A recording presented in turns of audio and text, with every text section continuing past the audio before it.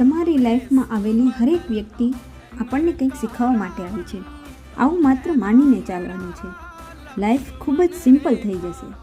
ઘણીવાર એવા લોકો સાથે કામ કરવાનું આવતું હોય કે જેની જોડે આપણે ના ફાવતું હોય. ઘણીવાર એવા લોકો સાથે રહેવું પણ પડતું હોય જેની સાથે તમને ન ગમે. તો શું કરવાનું? આ વ્યક્તિને ભગવાને મને કંઈક શીખવવા માટે મારા જીવનમાં મોકલી છે. મારે આ વ્યક્તિ પાસેથી જે શીખવાનું છે તે શીખી લેવાનું છે શાંતિથી, without creating conflict, without fighting them. પ્રતિકૂળ સંજોગો, પ્રતિકૂળ માણસો અને પ્રતિકૂળ પરિસ્થિતિઓ આ બધાની વચ્ચે રહીને જ આપણને જીવન જીવવાનું છે. તેથી વિચલિત ન થવું જોઈએ અને પોતાનું કામ બગાડવું ન જોઈએ.